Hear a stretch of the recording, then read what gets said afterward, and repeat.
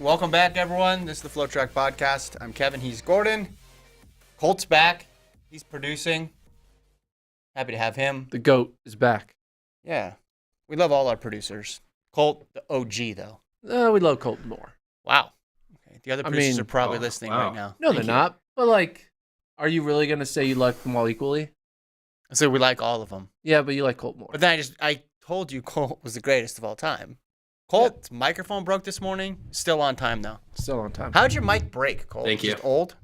That's a good question. I honestly haven't been using this setup very much lately, so I guess something just got crossed in the back wires, but who knows? You're still here. Still on time. All right. We got a busy show. We're previewing stuff. For a Wednesday, it's pretty busy. Some call this the Bryan Clay, Tom Jones, Mount SAC Mega Prediction Pod. Before we do that, you want to shout out what you've been posting on the YouTube channel? Yeah, before that, though. Also, our screen keeps going in and out, so don't.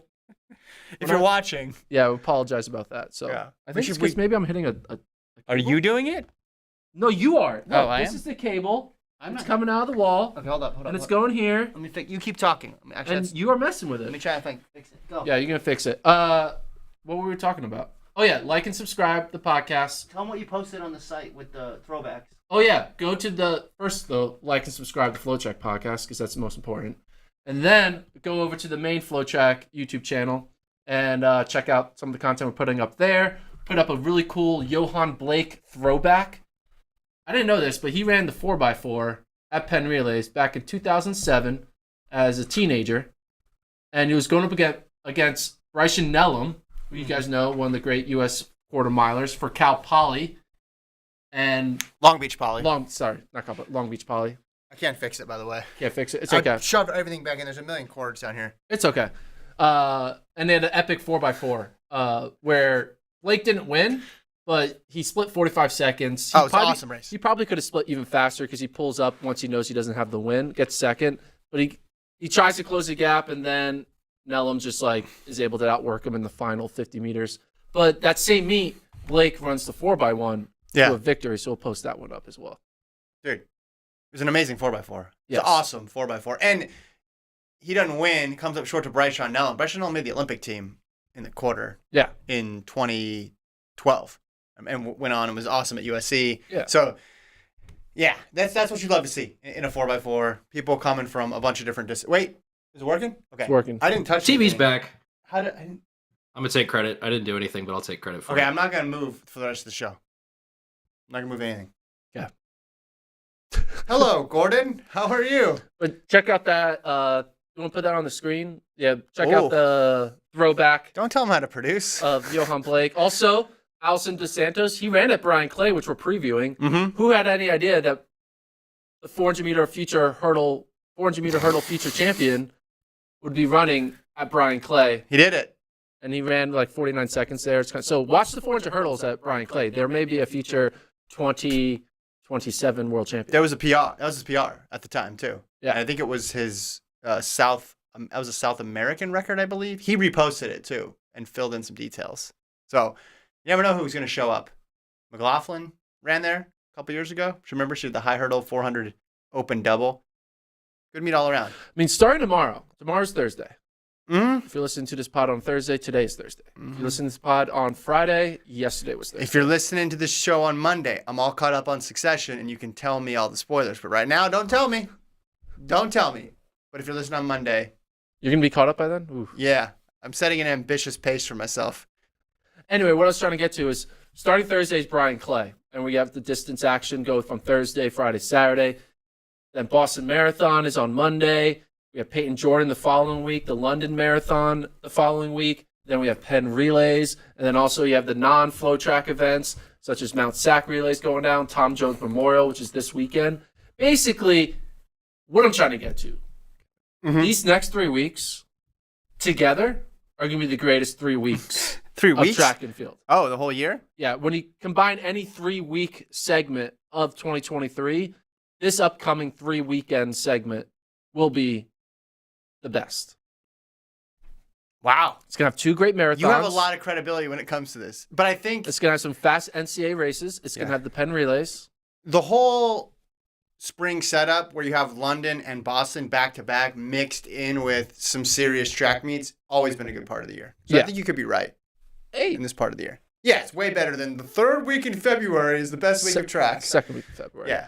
No, because, once the Diamond League season starts, the races are going to be more spread out. We're here, boom, boom, boom, 3 weeks in a row. Everyone's kind of starting to get their feet a little more under them. I was going to say feet wet. Because people now have the rest buses at Texas Relays, at the Miramar meet. Now people are going to start putting together times that are going to be more indicative. Indicative? You had it the first time. Of their ability of 2020. Yeah, when you start talking about Mount SAC, we start talking about Bryan Clay, we start talking about these types of meets, they're not the apex of the season, but they're serious meets for both collegians and pros. And it even started last week when you had Florida Relays and Texas Relays. And you're seeing people debut, and you see people run fast enough times to where some of their, if they go real quick, they're going to hold up as world leads for a couple months. So I'm excited. Are you excited? Very. All right. Let's start with Bryan Clay, though. Live on FloTrack starts on Thursday, as Gordon mentioned. 1500s are always the main attraction at Bryan Clay. It's become the 1500 meet. Heat after heat after heat after heat. A lot of it focused on the college side, but there are some pros that show up. And this year in particular, we have a very interesting set of races developing. As of this recording, we don't know who's in what race, which is why I'm saying it could be a number of races, but we have Grant Fisher on the start list. We have Cooper Tier on the start list. And we have Matthew Centrowitz on the start list. And you have the top collegians. Who are all going to run 334. Yeah, like the UW guys, Masadi. What did I say his name? Masawi. From Oklahoma State. Oklahoma State 3K champion indoor. Yeah. So you have all the great NCAA talent, but then mix in Bowerman Track Club outdoor debuts. It's going to be a little spicy and see what they can do. So who are you kind of most excited about? Who are you most kind of like want to see what they're doing? Look, it's Centrowitz. Everybody wants to see what Centrowitz is going to do. Okay. Because everyone is wondering, can he get it back? Okay. We saw him go to Australia. He ran times. They trended in the right direction, but they're still not where they need to be to make another team. Tier, we saw him run indoors. He's still fast, still young. Fisher, we saw how well he ran indoors, ran domestically, but also went over to overseas and ran fast. Not as fast as he wanted to, but he's going to be fine. Centrowitz is the main story on the pro side. Has to be. I mean, I feel like we already kind of know what Centrowitz is. I don't think you were going to see anything different from what we saw in Australia. Do you? You think that's why I'm tuning in. You think 1 month later it's all of a sudden going to be 335 Centro? Maybe not 335, but even if it's a 338, that's not good enough to make the team, but that is going in the right direction. And these guys, we talked about it last pod. I don't remember what it was in relation to, but certain athletes are going to get more latitude. And if you see Centro going in a direction, trending in a positive direction, people are going to hop back on and people are going to get excited about it. I'm only saying him because there's questions around it. Are you wondering if Cooper Tier's in good shape? I'm pretty sure he's going to be in good shape, and he's going to be even better shape when it comes time for USA. Same thing with Grant Fisher. Those are kind of known. There's an unknown factor here. For me, we lost. I didn't do a single thing. No, I didn't do a single thing. I think you did everything. You did all the things. I didn't move my chair at all. It's your feet. See, I didn't move my feet. I saw you wiggle your toe. My feet are planted. Stop wiggling your toe, and we don't lose the background. I was in a legal guarding position. I'm going to challenge this. All right. Oh, that seems like a take foul to me. What I'm trying to say is I'm going to zag a little bit. I think we know what Central's going to do. At least I think I do. Zag, Gordon. I'm all about Grant Fisher. Well, that's nothing new. We know what he can do in the 5K and 10K. If this was a 5K, we'd not be excited about it. If this was a 10K, I wouldn't be excited about it. But seeing what speed Fisher has is something I'm interested in. Because if Fisher goes out there and runs, and like say he wins, and he's able to kick with the best NCAA kickers, or outkick the rest of the field, or if he goes and runs a really fast 1500, then you're going to be like, all right, this is the recipe that Fisher needs to finally break through and get a medal. Because we know Fisher has the endurance and he has the talent, but does he have the kick? And 1500s is a good way to find out if you're in that range. But he already ran. He ran 334 indoors this year. 3:44.99. So he ran 3:35 basically indoors this year. I would expect him to go a little bit faster than that because it's outdoors and the pace will be even quicker. His PB 3:35 outdoors. So he goes out there and runs like 3:32. You're gonna be like, ooh. Yeah, but I expect that. I expect that. You expect him to run 3:32? I sort of do. Really? Because it's probably gonna take 3:32 to I win. don't. I don't think he's expect gonna him win. to run like 3:34. Oh, well. But if he runs 3:32, then I'm gonna be optimistic about his ability to finally get through and get a medal in the 10 or the 5. Well, and let's just talk about the other person we mentioned, Tier. I think it's interesting for him too because we assume he's gonna go to the 15. Yeah. Correct. Just because the 5 looks like a much harder team to make. So if he is one of the main players in the 15, along with Nagoose, what does he do? Does he have a statement race that he's going to put out there? It's hard this early to be, and you don't really want to be, in many cases, in that good a shape. And these top collegiate guys are so good right now that getting a win over a collegiate field is actually, you could be like, oh, well, big deal. He's a pro. He's making U.S. teams. It actually counts for a lot right now. So I'm notorious for saying if you lose to college kids, you lose your pro card, right? No, you said you use a high school kid. High school kids. You don't even remember your bad takes. Yeah, you can lose to college kids because college kids are good. But I think I need to update. If you lose to a lot of college kids. A lot. How many? That's what I'm saying. What's the number? I think you can only lose to 4. In one race? In one race. Oh, that's still a lot of wiggle room. I don't think Cooper Tier's losing to 4 college kids. I don't think Grant Fisher's losing to 4 college kids. I think I could see Cooper Tier losing to 4 college kids. Which 4? For the record, I don't think Cooper Tier should lose his pro card because I think Cooper Tier is a top 3 1500 meter runner. You think one of the best 1500 meter runners in the world should be a pro? No, yeah. But I would put the over-under at 3.5 college kids. Which Cooper ones? Tier loses to. Which ones? Washington? Two of the UW guys. Yeah, I don't know which one. You don't even know. I mean, you could Green or Wascom or Hauser. Can I name all the Washington? There's 8 of them. All right. I'm going to try to name all 8 It's of like the naming Washington the members guys. of the Wu-Tang Clan. Okay. Go Got Nathan Green. Yeah. Aaron All. Uh-huh. Who's a D2 transfer or D3 transfer. Sam Ellis. Yeah. Luke Hauser. You almost Joe forgot his name. Wascom. All right. Brian Fay. Mm-hmm. Kirian Lum. Mm-hmm. I'm missing someone. There's an 8th. Is there? Yeah. I'm surprised. You should know. You should know all these guys. I mean, you disrespected them earlier. I got 7. You only put 6 of them in the top 8, though. I got 7. Isaac Baston's in this? Your guy. Another one of your guys. Gordon's guys. He's my guy. Send him a T-shirt. I'm not going to rank him high, though. He's always going to be ranked 7th until... So that way you can pick it up. So then I can pick him to win. Yeah, I'd say the over-under is 3.5 college kids that Cooper Tier could lose to. Could. He's not going to. Maybe 1. Let's put it on the... That'll be a fun... That'll be an interesting over-under. It'll be a non-time-based over-under. Yeah. We'll move on to a different event. Well, yeah, women's 8. We got the NCAA top 3. So that's Rasheem Willis. Sub 2 for sure. It's got to happen this That's race. Juliet Whitaker. It's collegiate Rose record of LSU. I put the collegiate record on watch. Yeah, for sure. What is it? What did the thing go around? Does she have the outdoor record, or is it Raven? Yeah, Rogers no. She Mo should have it. She got all of them. Remember, indoor. Did outdoor, she know? She didn't run the outdoor 800 that much. 400, 800. I think she ran in enough to get the collegiate record. I don't think she did. She didn't. I thought she got it at. Pull it up. Where's it at, Gordon? Come on. I'm looking. Click. Collegiate. I remember my first time on the internet. Yeah, me looking too. up times. Oh yeah, she has it. 157.73. I don't think we're getting that. She did it at Baylor. Yeah. Yeah, Baylor. That was the race. Aaliyah Miller was in that race too, and Aaliyah Miller ran really fast. But I think Mo was. I mean, the second fastest Raven Rogers 159.10. Yeah, so. I think okay. We could see the number 2 all time. Yeah. I don't think we're seeing number 1 all time. We could see the number 2, number 3, and number 4 all time. All like 158 mid to 159 very low. That's impressive. Number 2, 3, 4 all in the same race. Yeah. Good. Okay.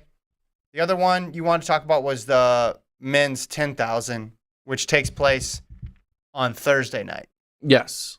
We got some names there on the NCAA side, some big names. We got some names, as the people are saying around town. Yeah. We got some names. We do got some names. Name them. No, you got Jacobs. You got a deep BYU crew. I'm not going to have you name all those guys. Yeah, so Dylan Jacobs coming in.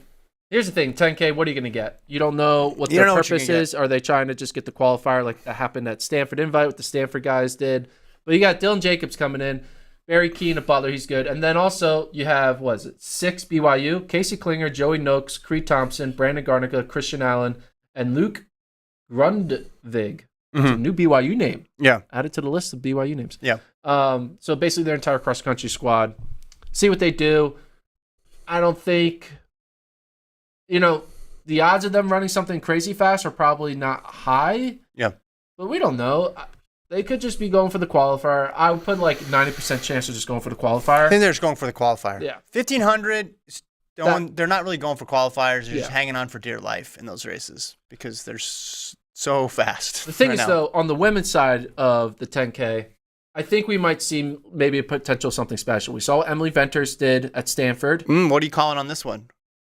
Who's cooking something good up in this women's 10? Well, you got the 2 Alabama women. Olamomoy and Chilange? Olamomoy and Chilange got in this race. You also throw in someone like a Callie Logue, Mazzy Downey.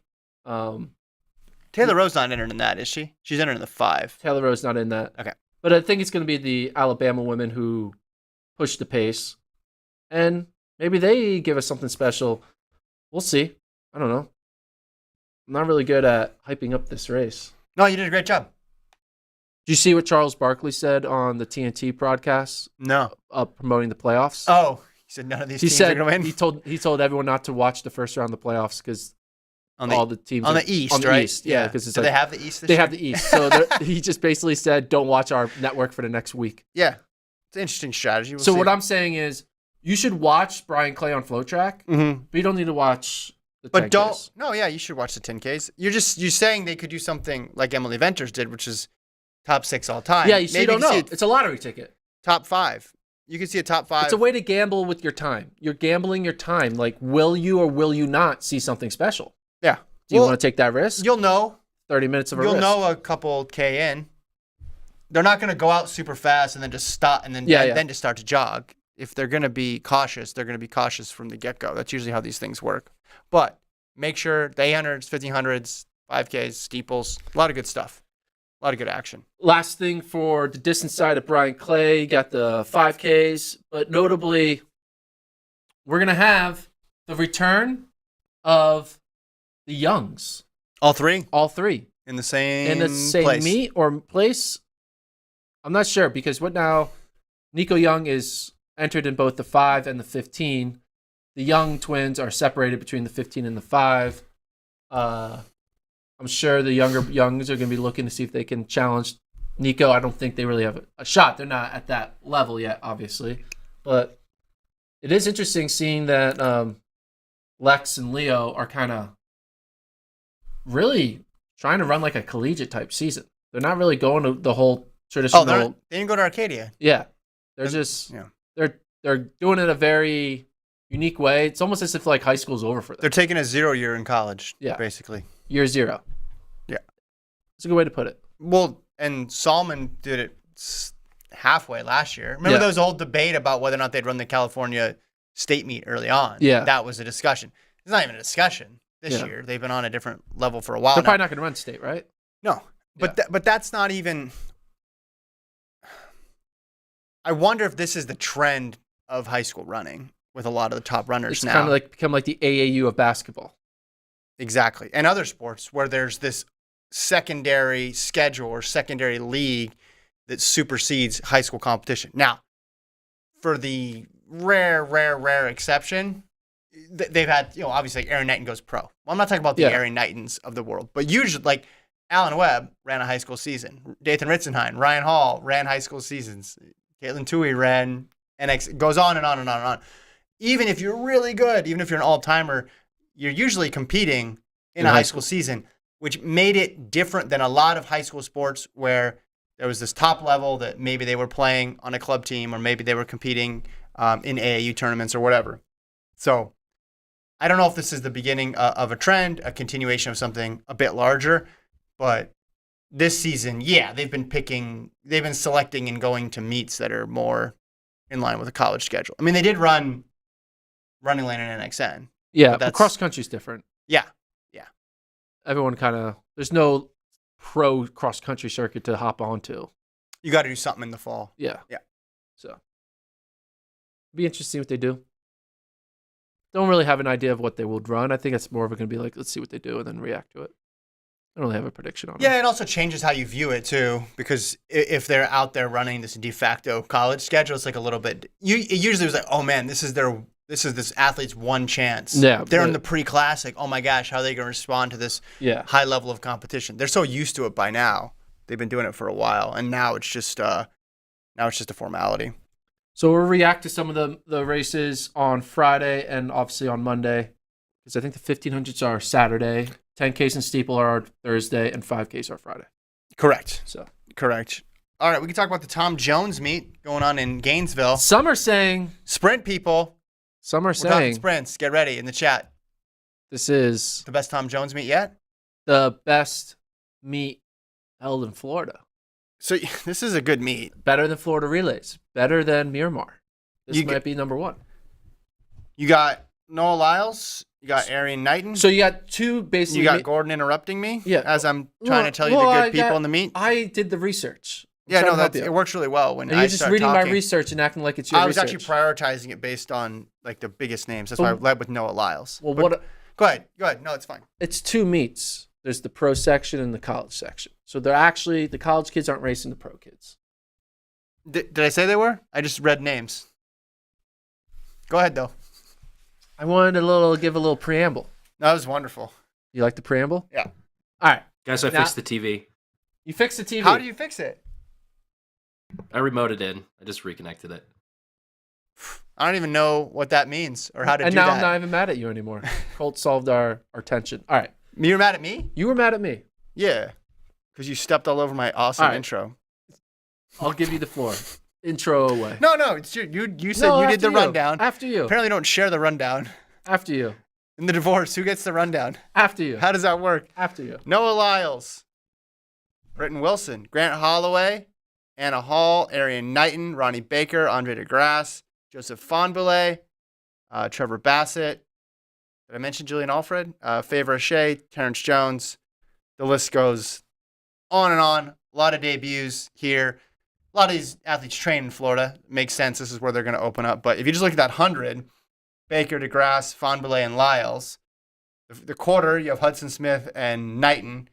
Lyles is entered in the 200 as well, too. And then you have Grant in the high hurdles. And then the women's side of things, you have Julian Alfred in the 1 and the 2, and Britton Wilson entered in both the quarter and the 400 hurdles. It's pretty good stuff. Yeah, I think of all the names, I'm interested in two things. Lyles in the 100 and Knighton in the 400. I'm not sure if Lyles is even going to run the 200. That might be just in there for it. But I want to see what Lyles does in 100 because 60s are cool and all, but you do want to do the 1-2 double. Yeah. Can't really get much from a 60 season. You got to figure out what you're running in the 100, and he needs to go out there. And we know what Baker did. We know what Baker is in the world stage, right? So Baker is what? Got 4th at Miramar? Yeah, 10-0. He was behind Blake and he's behind Seville. 3 other guys. Yep. So if Lyles loses to Baker, transitive property, it's going to be a high hill for Lyles to climb to win actual global gold. Well, he's got a bunch of months. I just look at it as we named the 7 U.S. guys. Yeah. Right? And then that we wanted to see. You're getting 2 of them in this race, plus 2 other guys who could be in a world championship final in Fonboulet and DeGrasse. So, yeah, you're going to learn something here because we saw Baker go 10-0s, and we saw him about a 10th behind Blake Seville, who last year was a top 5 guy. So this would be a quality. Basically, what I'm saying is this would be a very, very quality win for Lyles in the 100 if he's able to pull it off. Whoever wins this race, this is a quality win. This is going to be worth more than some of those early season Diamond League 100s where you don't have any U.S. Presence or any Caribbean presence either. I know you're going to disagree with this. Yeah.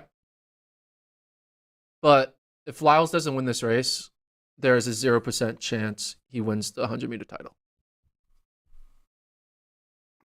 Yeah, I disagree. I can see where you're coming from because he'd be behind 3 guys. Or 1 guy. But like, I mean, if he gets second by... In order to win the global title, you need to be running 9.7 in August, right? obviously he could run 10-0 and get third here and still have time to run 9.7. But I do think we're talking the fastest man in the world in the 100-meter dash. You should win this race. It's April. It's not February. He should win this race. I think But it's April. It's not July, though, either. It's not. I'll have to see. It's not May either or Hey, June. I'm the one who made the prediction. It's also not September. It could be December. I'm the one who made the prediction. Yeah. I'll hold myself accountable after this race. If he runs 10:07 and gets fourth, then I'm 100. Then I'll be with you. Okay. Or 10:1 or something like that. But he's not going to do that. If he gets second and runs I think he's solid, gonna win. or just has like a bad start or something, then I don't think it's that big of a deal. I wonder if he's going to do the 2. That's going to be exciting. I mean, Grant in the high hurdles, I know he's not going to have any competition, but that should be fun. And then Julian Alfred. Like every time she steps on the track, you got to wonder, can she get more collegiate records? So that's 10:75. I mean, it's been 2 weeks since her last one. Yeah. She needs. Well, this next one's pretty. Clock's ticking, Julian. Come on. Yeah. This What one's are we going to doing be. This one's a tall order though, in the 1 and in the 2. And then I wonder that 4 hurdles could be really fun between Hall, Masai, Russell, and Britton Wilson. That's fun. Yeah, Russell and Wilson. I mean, if Russell goes out there and runs a respectable second place to Wilson, then you start getting excited for Russell's NCAA potential. With she's going to be the favorite in the 100 hurdles, and she can challenge the talent of Wilson. Then you're like, whoa, Yeah. this is a new level for her. I don't think she will. I think Wilson's going to have this on lock. But yeah, I'm going with. I think. Should I do my fast predictions for all these races? Sure, why not? I think Lyles wins the 100. I think The professional 100, right? Professional Because guys, there's 200-meter races. There's the college section and there's a professional section. I just need to make sure that everybody knew that. And Kevin, I needed to stop you from talking in order to say that. You're my best friend, Kevin. Lyles, I think, wins the 100. I think Knighton runs sub 45. Oh, okay. 3. I thought you were going to say sub 45. Like, I think he runs sub 45.3. that's I think fast. this is 45.29. I think Anna Hall gets second in both the 400 hurdles and the 100 hurdles. And I think Grant Holloway runs 13.1. Heard it here first. Mount Sac, Norman and Coleman. Yeah, Norman. Where are they running? They're both running in the 100. Mackay Williams is also in there. I'm pulling up the rest of the names. So Norman, Coleman, Williams, and then Matthew Bowling in there. Rye Benjamin's on the start list in the 4 hurdles. Just saw him run very fast in the flat 400. But here's another one. Coleman versus Norman. Again, you're getting 2 of that top group. 7, yeah. Yeah, going against each other. So appreciate these because this is what we wanted to see with all these male U.S. sprinters going into the 100. We could nitpick and say, well, we're never going to see all 6, 7 of them on the line against each other. But the cool part about it is you don't have to. It'd be great if you did. We're going to have a bunch of win-loss records of all these guys. Exactly. Yeah. And it's going to get really confusing because you're going to, hey, they have a 3-2 record over this person and a 0-2 record against that person. Like, who's better? The result is going to be a lot of head-to-head matchups of all these big names just because the men's 100 is so deep and you can't avoid everybody. There's not enough high-profile meets to avoid everybody. So they're going to keep bumping into each other, whether or not it's Diamond Leagues or it's meets like Mount Sac or Tom Jones. Track is 8 lanes. So there's 7 opportunities for you to have to go up against one of these guys. Yeah, and these 7, 8 Americans occupy a lot of the top 20 in the world. So a lot of meets are going to want them. There's a lot of sprint meets in California where a lot of these sprinters train. There's a lot of sprint meets in Florida where a lot of these sprinters train. It's going to happen. I would be surprised if you could run a 100 race, a real 100 race this year without one of these other guys being in the race with you. And I'm talking about Bracey, Bromell, Curley, Coleman, Norman, Lyles, Baker. Did I forget somebody? Put in Bednarik. You can Bednarik, run a fast 100. Yeah, I'm sure I forgot at least one person there, but that whole group. Who you got, Norman or Coleman? I think I go Coleman. I'm going to go Coleman as well. because he beat my boy Kenny B. So Oh wait, hold on. I'm high on Coleman. Update from the From the chat. yeah. According to Khalil, who's never been wrong in the chat, Coleman scratched. So I'm going Norman I'm gonna stick with Coleman. in a late change. You know what? I'm gonna take my chances. Coleman still. This is why you don't do previews 3 days before the race. You have to do a preview 45 to 60 minutes before a race starts. You gotta do a preview when you see them warming up. The paddock area where the check-in. We should do a live podcast at the check-in with the meet officials, and then as they come in, we do the preview. So you know what I was saying before? How you're always going to see a race with one of these top 7 guys going against each other. That take is old. No, Mekhi Williams, welcome to the top 7. Yeah, okay. Is he even going to be there? Because is he hurt? He was on the list. He's Khalil. Help us out. You got the start list up right now. Khalil's our new producer. Sorry, Colt. Yeah, we're hiring Khalil. No, he's doing a great job. I understand. Colt's busy fixing this monitor. Yeah, he's busy monitor looks TV. Terrific. I think Coleman's 20-0. That's a real good sign for him in the 100, which is why I was going to pick him. But I didn't even get a chance to finish that before finding out that it was a scratch. All right. You ready to talk about... Well, I want to get this update. Also, the other thing I saw, update to the previous story that we had, remember that Carifta U20? No one ended up running it. They all protested. Everyone protested the protest? Yeah, let me... we'll double check. We'll double check to make sure. You're trying to do too many things at once right now. You're talking about this. You're trying to look at this. No, I'm on there. Okay. I've got it. No, I saw a post how everybody had. So I don't know. But wouldn't Grenada show up because they were the team that reran it? So it does seem kind of strange that they wouldn't have. Well, they all realized hey, we're not doing this. This is stupid. Carifta Games. Get the results. Oh, here we go. Can we pull this up? I just want to see if they went back. You're not going to find this. You don't think so? No, you're not going to find this. Not in the middle of a podcast. I think I can do You're it. not going to find this. Ooh, the octathlon. You're not going to find this. I'm getting closer. No. This is awful audio content right now. U20 boys semifinals. We're getting closer. Yeah. Dude, there's not that many days. I can do it. Here you go. U20 boys final results. Pop-up ad. Yeah, you're not going to do this. For a car. So it has Jamaica. Yeah. And then Bahamas. And then does it still have... Yeah, you're not going to find this. I literally just found it. You didn't find if they didn't run the second race? Well, they're going to just scrub it from the record. Yeah, so you're not going to find it. You're not They're going to find not it. going to advertise the fact that they called a race that didn't exist. Exactly. Yes, So I don't know. That's not on there. Let's talk about Ryan Crouser. In track and field, doing track and field things, because this totally makes sense, Ryan Crouser's farthest shot put in history doesn't count as world record. So the world record is not a world record. Does the mark still count? Or is it just not count as a record? It has an asterisk thing by it on his World Athletics page. So he's got an asterisk. Well, it has a world asterisk record. So here's the thing now. When someone throws farther than the old record but shorter than this one, he's going to do it What again. are we going to do? What are we going to say? You say when he... So he is so good. His personal best is... IRM. It has the marks IRM. He's so good. His personal best is now better than the world record. Yeah. I mean, let's see. He is beyond world record.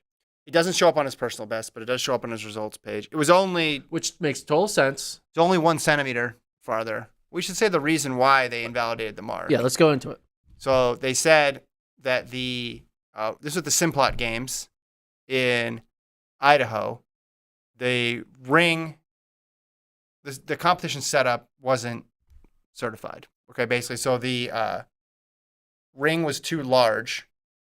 And they said the landing area where the shot landed was too downhill from the ring. So there's a distance it is allowed to be downhill. And they're saying that it exceeded the maximum allowable distance. Now, Crouser responded.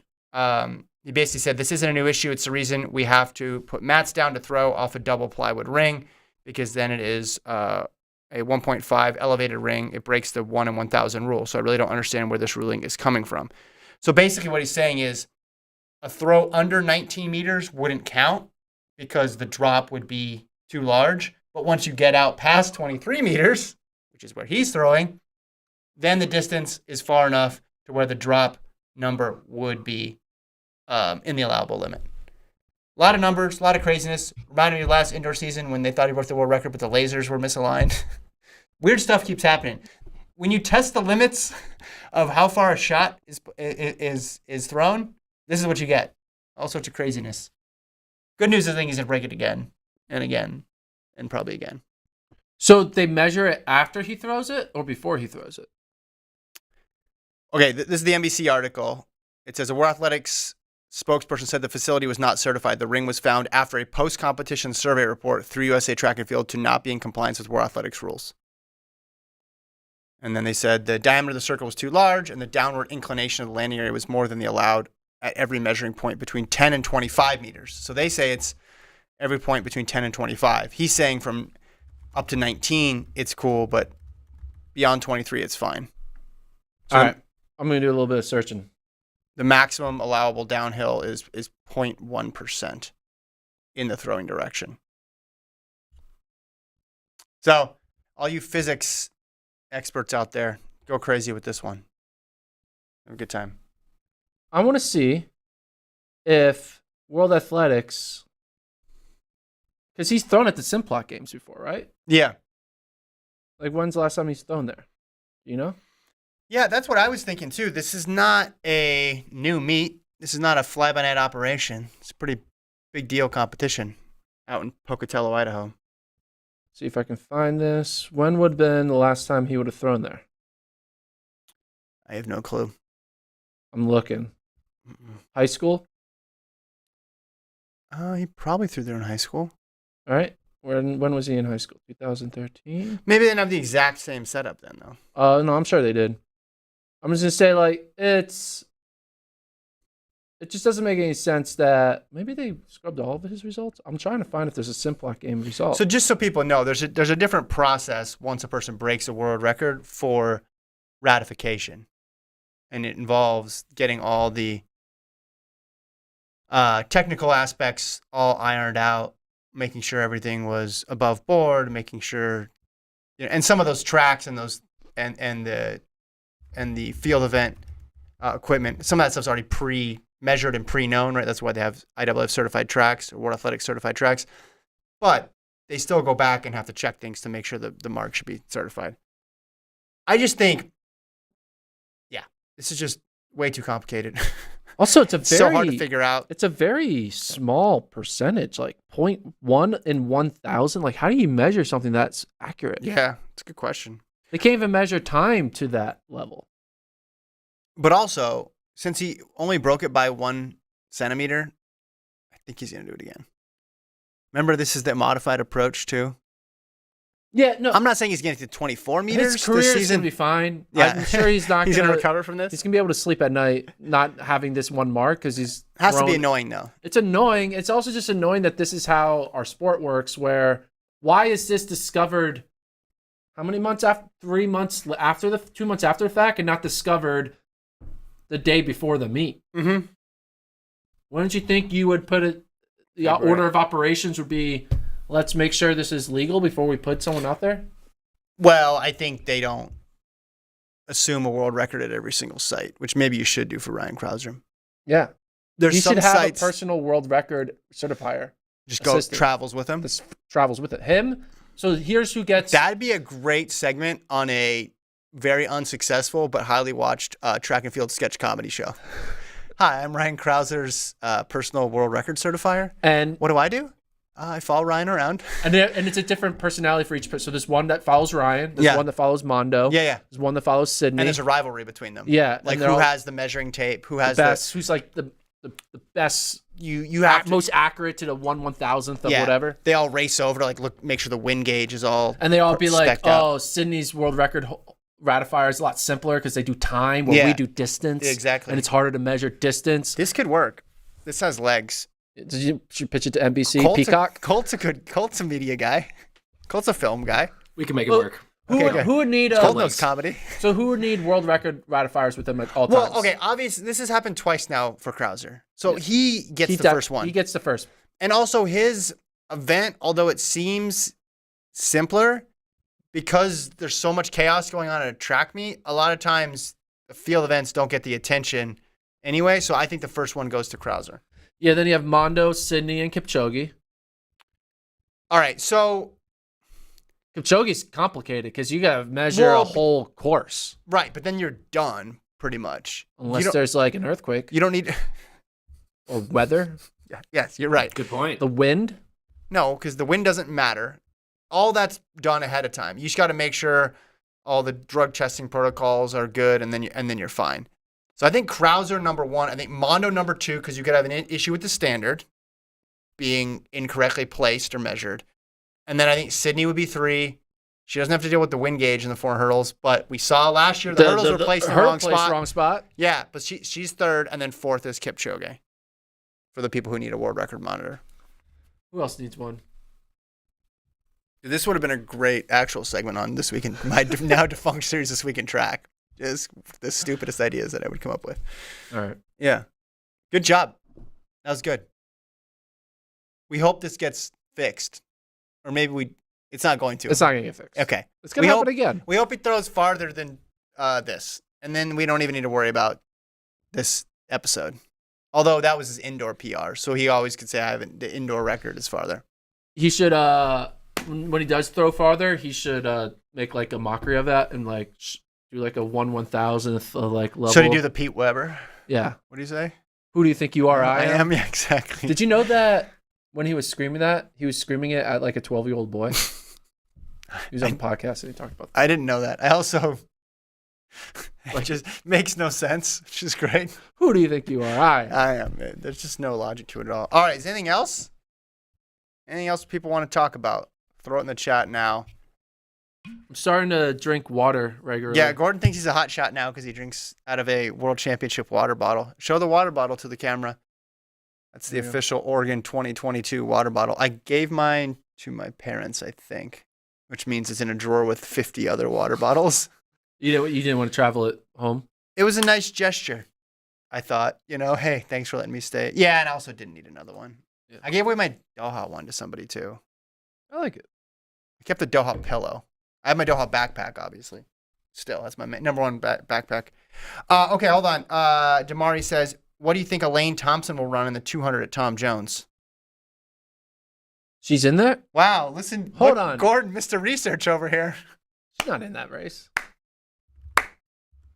Hey, you don't need to clap obnoxiously like that. I am not clapping sarcastically. Performance lists. She's in the 200? Gordon is checking. I hope this is a prank. Damari, it'd be a great she prank. is. I missed it. I'm going to pretend it was a late ad. I hope you didn't miss it. Yeah. Ooh. Everybody's asking, talk about Thompson. You're right. I did miss this. All right, who else in the race? So, Anellis, Constantine, Melissa Jefferson, Taylor Manson. There's not really many people. It's really just Thompson-Herah. So she ran. So she ran an indoor 60 at that Carson Warholm meet. She ran an outdoor 60. She ran the 400. I can't believe I missed this. I'm sorry. In 60 seconds. So this is really her serious debut for 2023. Not just an outdoor debut, but this is the first really serious, somewhat serious, I don't know how we would describe it, race for 2023. Last year in the 2, she opened up in Kingston. She ran 22:75. Is that a good over-under for her? I think she's going to go faster than that. That's so slow. Well, yeah, and then she ran 22:55. Well, she didn't have a good season last year. Yeah. How did she open up 2021? 2021, Elaine Thompson. That's the real, Herah opened up. She ran 111.2 in mid-April. She ran a couple 60s. And then Miramar, 22.4. So let's say 22.50. I think she should go under that. Yeah, 22. She won 22. What this tells me is there's no reason to panic, regardless of what she runs. She's going to jog it. Well, no, she's not going to jog it. Nah, she's going to jog it. If this is where she's at, I don't think she's going to traveling to a meet just to jog it. She could jog it. You'd be surprised. In Jamaica. You'd be surprised. No, I think she's going to run 22.5. That's a jog. And everybody's going to be, you should be fine with that if you want her to win gold because she ran around that time in 2021. If she runs 22.5, I'm going to extrapolate it. what do you into think not she being should fine win? With it. What do you think she should run? 22. What did Abby run? Wasn't 22-1. She ran like 22.2. 22-2. You think 22-2 is a good number? Yeah, run 22.2. I think if she runs 22-2, that's a very good sign. What did Gabby Thomas run? It's a little slower than that. Was it 24? She ran 22.4. Yeah, so she needs to run 22.3. She doesn't need anything. There's athletes that take a while to get. She doesn't need to do anything. There's athletes who their first race is a really good indicator of where they're going to be in a couple months. They stay around that same time. There's athletes who need a bunch of races to get going or need a lot of time to get going. And so I think if she's 22.3. If she's mid 22s, she's all good. 22.39. Tampa Eagle says 22-23. All in the game says 22-46. I'm going 22.39. Official prediction. I'm glad you totally missed the most famous runner on your rundown of Tom Jones. She's not the most famous runner. Yes, Tom Jones? Worldwide? Yes, she is. You more famous than Noah Lyles? Yeah. You think? In the world? Yeah. I mean, how do we decide this? Instagram followers? Noah Lyles Instagram. I like how we're like Instagram Is followers. that the only way to judge? 340. Elaine Thompson-Herah. 513. 513. But maybe. Oh, I know what we can do. No, we can't because it's Worlds versus the Olympics. Like how many people are on the YouTube version of Lyles is 19.3 versus Thompson-Herah's 200 meter win, but more people are gonna watch it. Yeah, I'm gonna go with Thompson-Herah. All in the game says Anna Hall viral video. Did you see this? No. Okay, so Anna Hall posted a video on TikTok where she said, "This is my public service request. Stop telling female athletes they look like men. Literally stop it. It is so mean." She went on to say, just was commenting on things that people say to her and to female athletes in general. She said, "Just shut up. I'm going to look strong if I want to do that." She talked about how her goals are to win an Olympic medal, set an Olympic record, and or set another record. And the reality is she's going to look strong. I thought she summed it up well here in the end. She says, "Just stop it. It's so hurtful for no reason. Like, why would you take the time out of your day to say that? Just scroll. Just scroll." So it's common. It's not people saying it to her face. It's people saying it in the comments I think of videos. Well, I mean, I think it could be both. Regardless, yeah, stop it. Like the thought process that someone has to have to criticize somebody like this is just astounding to me. I'll never understand it. But yeah, I don't. It's a mindset I don't get, criticizing people for how they look. So I'm glad she said it. Glad she spoke out. Yeah. Well, and yeah, just shut up is like being polite about it. I think you could even go even harder on that. It's not your business. It's none of your business. I don't know. People always feel like they need to comment on every little thing when it comes to athletes. Yeah, just not necessary.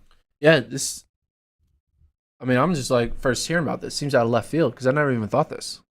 It's kind of, I guess, having muscles is a issue. That makes no sense. It's like, yeah, I mean, being strong is bad. The ignorance of some people is astounding, and the sexism of some people. I gotta be athletic, so comes with, being strong. Yeah. I mean, I think isn't it, if you don't have anything nice to say, don't say it at all. Yeah. Generally, it's like one of the first things we learn as people on this earth. That's not the first thing we learn. First thing you learn is mama, dada. Okay, but after that, then you learn food, hungry. Yeah, I'm talking about. And then you learn bathroom. I'm talking about when you're old enough to learn. If you don't have anything nice, just keep it to yourself. Yeah. Yeah, like when you learn a lesson. You shouldn't even keep it to yourself. You shouldn't even think it. Yeah. It's not even. You shouldn't withhold these thoughts. You just shouldn't have them. Yeah. 100%. Anyway, Anna, though, she's running 100 hurdle, 400 hurdle.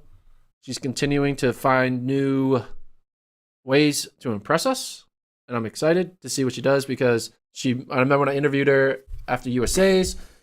I was like, hey, what about the 800? How fast can you run it? Gordon's job of convincing people to. And, you know, she has talked about, you know, potentially not just being only a heptathlete, which I think would be very exciting in her career. Her career is still so young. She's not, how old is she? She's not even 22 yet, right?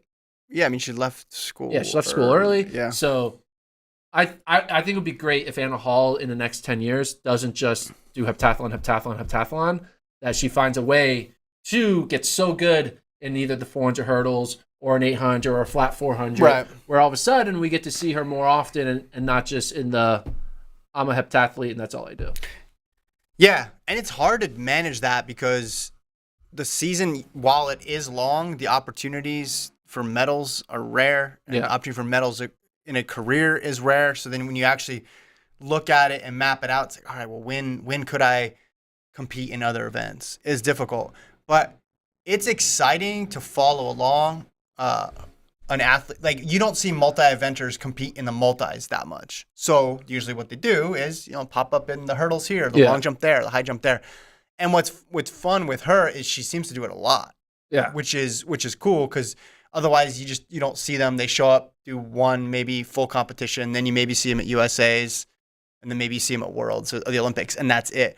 She's continually popping up, and she's competing at the front of all these races. She's competing to win. She's it's not like showing up and getting 8th. And she's not anonymous in any of these races. She's not just blending in as another face in the crowd. Like, she's there, and she's showing, I'm good at all these events too. I just happen to do the multi-events. Yeah. But, yeah.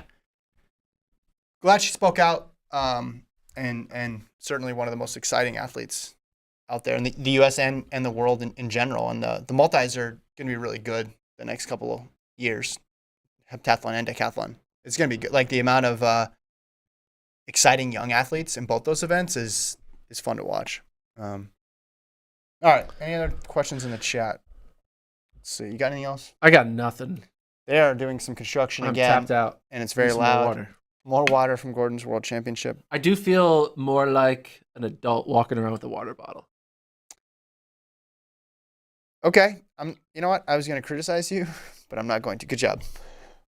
You don't, it shows like, ooh, this guy takes his hydration seriously. Is this a thing you just did? Is this a one-time thing, or are you going to continue? I don't know. Is this a trend? I might just. You get mad at me sometimes when I drink water. Yeah. Well, you know why. Yeah. But that's not fair. You're bragging about how you're such an adult, and then I can't even. Okay, whatever. You're bringing up non-related situations to this conversation. But the reality is, I get thirsty. I'm very thirsty right now because I'm just watching. Can I bring a bottle on next set? Next set. Next show? Yeah, we can be water bros. Okay. Only on Fridays. I don't want to do that. Fridays can be water days. Why can't I do it Monday and Wednesday? Just Fridays. But you're going to bring it every day. For the rest of the year, when we do the podcast on a Friday, we can drink water. Colt, you have anything? It's interesting that Gordon's gatekeeping your hydration, but I think thank you. It's probably fine. Thank you. Yeah. It's ridiculous. All right. We'll leave it there. We'll talk to you guys on Friday. We'll recap some results that have already happened, and then Boston preview. Boston's coming to Monday. Boston. We'll talk to you guys then. Peace.